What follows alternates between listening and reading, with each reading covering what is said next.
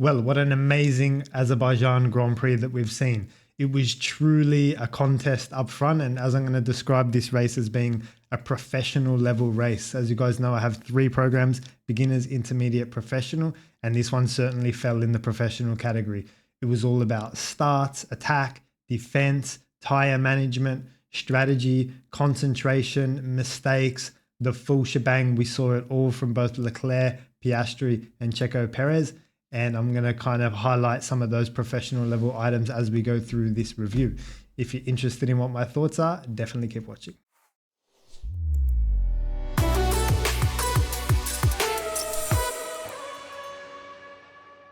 For those of you new to my channel, my name is Martin and I started racing when I was 12. In the sim world, I've raced and beaten some of the best drivers in Australia. I worked as a driver and performance engineer in Formula 3 and I developed my own race strategy simulation software for Formula 1. I raced in KZ2 at the highest level and got pole position in my first ever race. I specialize in the open formula category and now have my own course and website where I can share my 20 plus years of driving experience with you, which I'll put a link to in the description below. All right, so where do we start with this one? We're going to try to go in chronological order. And on my notes here, I've just got that Oscar was overheating that medium tire on the first stint. Now that was really interesting and really crucial because I guess it highlighted to Oscar at that point in time that once again, clean air is king. And then when we saw Oscar do his move later on, I think there was a bit of context there. Like he didn't want to be behind Charles for that remainder of the race. So again, just keep that in mind as we go through the analysis, because not only was Oscar overheating the medium, but he was overheating the medium behind Charles. And so when they switched tire compounds, it was just really interesting to see who could switch on which tire first. So the Ferrari was really good in the first stint and on the medium, and there was a point at which Leclerc was able to open that up. So keep that in mind. We're going to touch on that a little bit later. Now, Checo was being the first one out of the key players to pit, and he tried to undercut Piastri. And this is where I think McLaren actually cooked it a little bit and made some bad calls. So Checo pitted on, I can't remember what lap, 15 or something, but McLaren had the opportunity to pit Oscar the next lap and they didn't. And here's where they ran into trouble. So they were just literally watching themselves being undercut. And like sometimes I'm not sure, like if they have, like they've got screens full of information.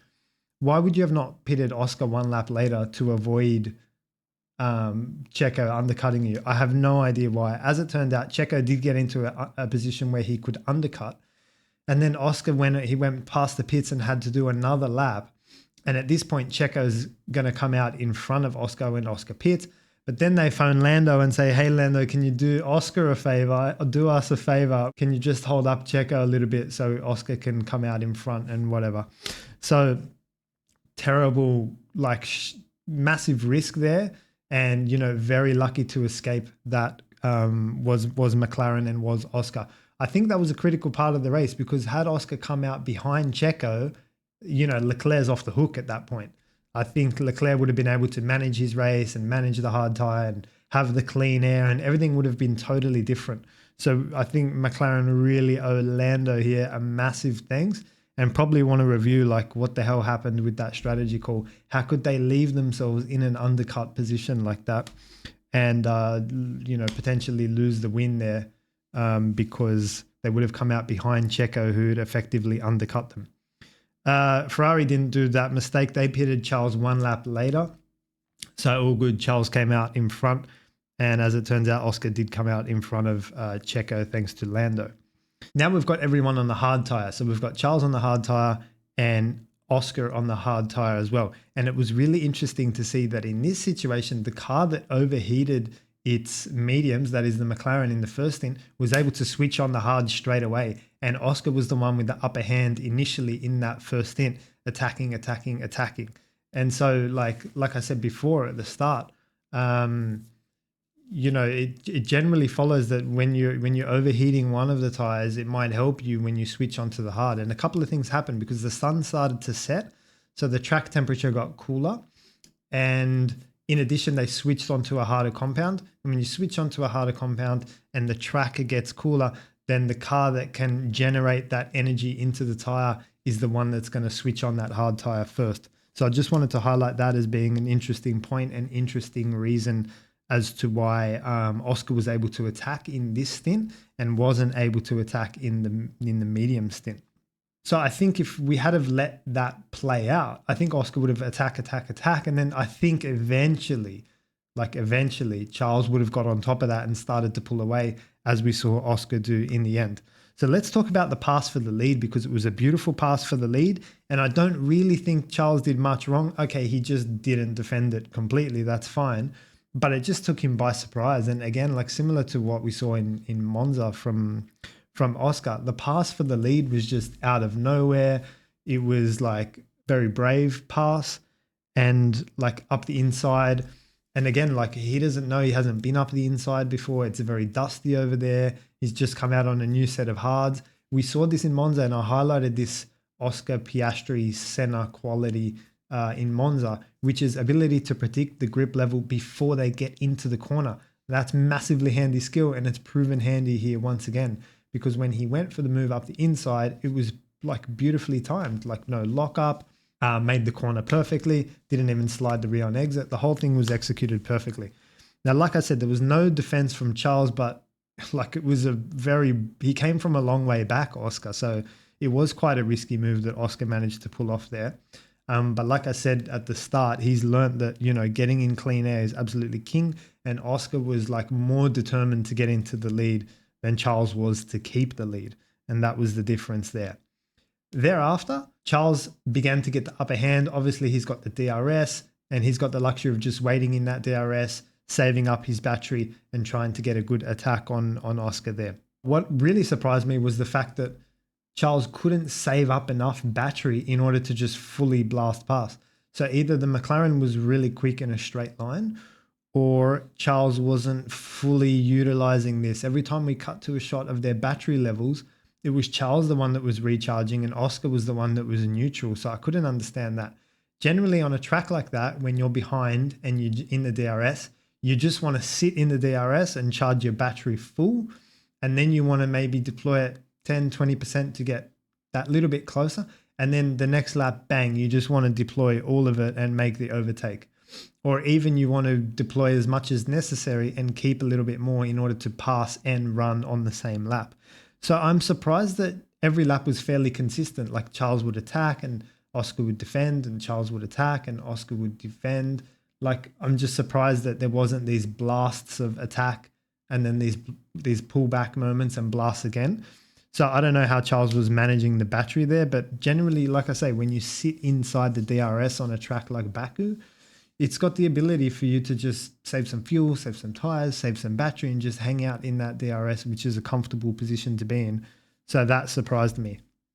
One of the call outs I have to give here is to Oscar's defense. It was absolutely world-class defense. That's not easy to do on a dusty track like Baku. And Oscar knew when to defend, when not to defend, and when he had to defend, how much he had to defend, how aggressive he had to be. He was managing that, saying, okay, on this lap, I don't need to defend, I'm safe. On this lap, I need to defend a little bit. Oh, on this lap, I need to fully defend and fully cover off the inside. So how Oscar was able to read that, and like with the skinny mirrors and that weaving straight and the dusty track, like the ability to find your breaking point and, like I say, defend at the right amount, because you don't want to over defend and then expose yourself to dust or expose yourself on the exit of the corner. And you don't want to under defend and leave a gap. The way Oscar's managed that, guys, I can't begin to explain to you, was absolutely top tier. Now, Charles did have one chance on lap 45. I really thought he was close enough. And this was the only lap that Oscar didn't do what I just said. He didn't defend, but Charles didn't pull the trigger on that one. If you go back and have a look at lap 45, I truly believe Charles could have done an Oscar there and just pulled out and gone for it. He was quite close on that lap, and I was surprised he didn't have a look there. So that's definitely one to review, and I'd like to see that again myself and see, was he close enough, or why didn't Oscar defend? And here's the other point I wanted to raise on that. Oscar being so sharp and only defending when he needs to defend and otherwise just staying on the line, that played with Charles mentally, because then Charles started to, I think, in my opinion, Charles then started to doubt himself and say, you know what, if Oscar's not defending, then it's not on for me either. And if Oscar is defending, then it is on for me. And so by Oscar playing those defensive cards, strong defensive cards, moderate defense cards, and then no defense cards, it's playing on Charles's head. Like he's thinking, man, Oscar really knows what's going on here, like what to do. And so when Charles had an opportunity, I don't think he had the courage to actually take it because Oscar chose not to defend on that lap. And that sends a message to Charles to say, like, I don't think you're close enough here. And then Charles think, you know what, I don't think I'm close enough here. But actually, I think he was close enough on lap 45. And Oscar's like earned some serious respect in the way he defended Charles. Trust me, that's worth a bomb. Absolutely amazing defense from Oscar. I can't begin to explain to you on how many levels that was a professional performance. I wanted to highlight here, speaking of professional level performances, that this was an emotional race as well, because when Charles was behind Oscar, you could see him just triggering the throttle out of the slow speed quarters because he was so eager and so keen to get a run on Oscar and get good drive and good traction that I think in doing so, he's probably overheated his rear tires in that process. And when I say emotional, like he's had that eagerness and keenness to get on the throttle, whereas Oscar's in the lead and he's just chilling thinking, oh yeah, he's in the dirty air. And if I need to defend, I can defend and I can manage my battery. And Oscar's getting out of these corners with the focus of just getting nice, clean, consistent exits. And believe me, that adds up corner on corner, lap on lap. Those temperatures can build and it's very easy to snowball into like an overheating temperature situation. You've got to remember that if you overheat the tire a little bit, then you've got even more wheel spin. And when you get even more wheel spin, then you overheat the tire even more. And you get into this circle of overheating the tire and getting more wheel spin, and then getting more wheel spin, overheating the tire, and you're getting this vicious circle. So Oscar definitely stayed out of that and kept his emotions in check. And I could see just the way that Charles was driving there, he was frustrated. And that's the key word. He was frustrated behind Oscar. And he just couldn't play the patient game. I think that's what he definitely could have got past if he had have played a bit more of a patient game and managed the battery a little bit better. I think it would have been hard because of the way Oscar was defending, but I do think it would have been possible. Now, as it turns out, Oscar did make one mistake we saw in the highlights out of the final corner, turn 16, running onto the back straight. And on that exact same lap, Charles also made the same mistake. So he didn't get an opportunity to capitalize on that one mistake from Oscar. And like I say, coming out of turn 16 there, the back just stepped out for Oscar. And Charles kind of followed suit as well and didn't manage to get a run on him there. I'd be curious to see if that was lap 45 or not. If anyone knows what lap that was, drop that in the comments for me below. So that's all I wanted to highlight just for those two guys between Charles and Oscar. The ability for Oscar to like overheat those mediums but then switch on the hard tire was crucial to get ahead and get in the clean air, and then to manage the emotions and keep the eagerness in check. And when Charles got behind, I think he got frustrated, but then Oscar's amazing ability to read how much defense to play was absolutely incredible. The move was incredible to predict the grip there, the whole thing. I hope I covered it all for you guys and just highlighted a few excellent points there, but what a drive from both drivers. Now we need to get on to the crash between Carlos and Checo.